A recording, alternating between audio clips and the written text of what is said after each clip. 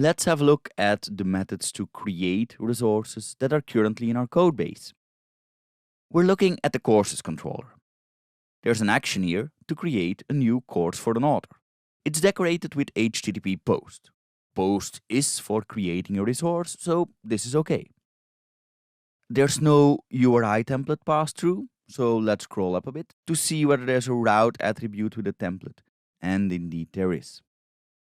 So, if we send an HTTP post request to the URI you see on screen now, we end up in our method to create a course for an author. The URI refers to the courses for a specific author, and that is in line with our URI design guidelines. Hierarchy is reflected, plural nouns are used. So far, so good. But the implementation here could be better. First, we check whether the author, for which we want to create a new course, exists. Otherwise, we return a 404 not found. That's still okay. But apparently, we return a 200 OK after successful creation. And that can be improved upon. We can be more specific. If you think back about the status codes list from the previous module, a 201 created seems like a better fit. For that, we can use the created@route_helper method. This one allows us to return a response with a location header. A few overloads exist, and one we're interested in is the one that allows us to pass through a route name, route values, and a value for the response body. Using this results in a location header, which will contain the URI where the newly created author can be found. And that is something a consumer of our API might want to know, and wouldn't get with a 200 OK result. If we scroll up a bit, we see that what we want to refer to is the route to our action to get a single author. To allow for that, we give it a name. Get course for author, for example. We can pass that in as the first value. Then we can pass through route values. These are the values required by the get course for author route. That's two IDs in our case, the author ID and the course ID. We've got those, and we can pass them through as an anonymous type. In the response body, we want to see a serialized version of the course we just created, so we also pass through the course to return variable. One small improvement we can add. The parameter name here is the same as the variable name.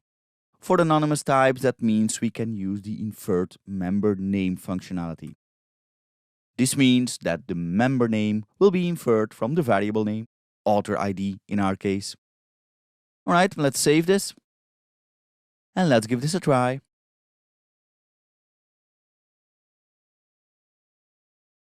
I've got a request lined up here that allows us to add a course to an existing author. So we send the post request to API/authors, followed by the author ID, followed by courses. The body of the request contains the title and the description. This matches the field from the course for creation DTO, which is accepted as a parameter in the action signature. The content type header is set to application JSON, stating that our request body is in JSON format, and the accept header is also set to application JSON, stating that we expect a result to come back in JSON in the response body. Let's send this request. And there we go, we get back a 201 created with the newly created course in the response body, including an ID. If we have a look at the headers, we see that a location header has been included. Let's select this, and just to check, let's navigate to it. So we send a GET request to that URI. And here we go, that's our newly created course. Just to be sure, let's try sending a request that refers to an unexisting author in the URI. This should give us a 404 not found. And indeed it does. So far for this one. Let's have a look at another post action in our solution. That one can be found on the authors controller. It's the create author action. This one looks okay.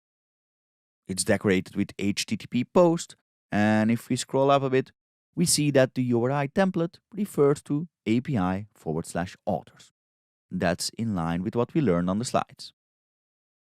We also see that it returns a 201 created.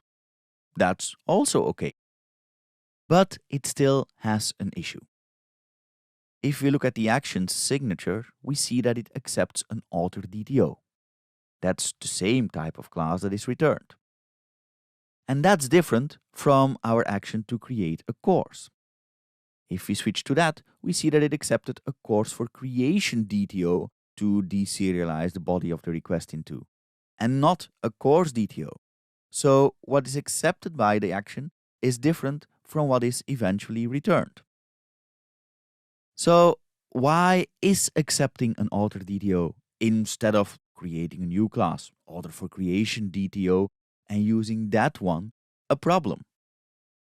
Well, let's put the author entity next to the author DTO. We want to create an author, which will eventually result in an author entity being added to our data store. However, we cannot reliably map an age back to a date of birth.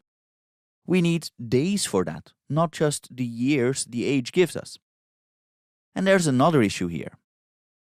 The author DTO has a name property. That's a concatenated version of first name and last name. Seeing some people's first names and or last names can consist of multiple words, we cannot reliably map that either. And moreover, the author DTO contains an ID field. That would mean that we would allow inputting an ID. We can obviously ignore it, but by using the author DTO, we are still conveying that we accept that ID. It's better to simply not have it in the class in the first place. We ended the previous module with stating that we should separate the outer-facing model from the entity model.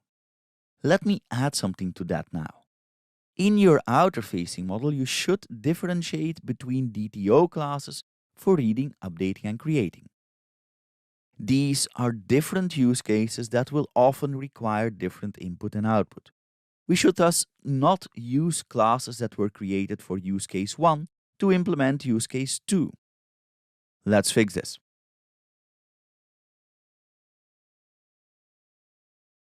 Let's add a new class to our models folder. We'll name it author for creation DTO.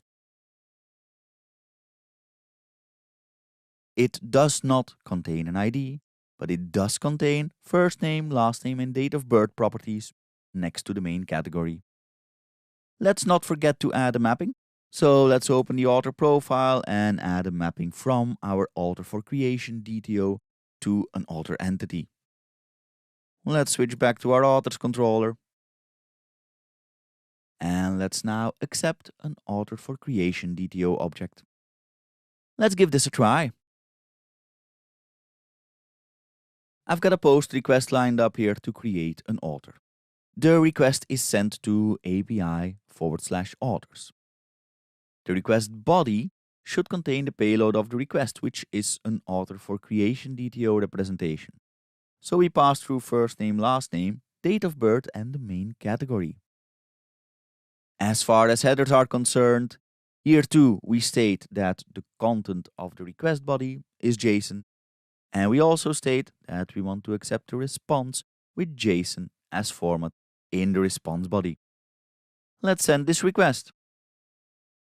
And we get back a 201 created with the created resource representation in the body. Notice that this now contains an ID, the concatenated name field, and also the age instead of the date of birth. That's because we're returning this as an author DTO. We also find the location header. Let's try navigating to it. And there we go. Now, as we just learned, post is an unsafe method. It changes a resource representation from non-existing to existing. What would happen if we send this request again? And keep an eye out for the ID. Let's send it. The author is created again with a new ID. So we've now got 2 copies of it in our database. We can actually see that when we get our list of authors. The 2 last ones in the list are the result of our post requests. So post is not idempotent. We cannot send that same request twice and have the same result as only sending it once, because now we have 2 authors instead of just 1. Now, what would happen if we provide invalid input? Let's say that we're going to send a post request to API/authors without a response body. This is something that cannot be deserialized into an author for creation DTO. We get back a level 400 error, signifying a client mistake. So far, so good. Now let's try sending a body with an invalid value for date of birth. If we set date of birth to invalid value for datetime offset, that value will definitely not be able to be deserialized into a date of time offset. Let's send it. And we again get back an error. But why is that? We don't check input anywhere, yet with invalid input we get back a level 400 error. Well, this is the API controller attribute at work. It's a good practice to annotate API controllers with that attribute. Let's learn why.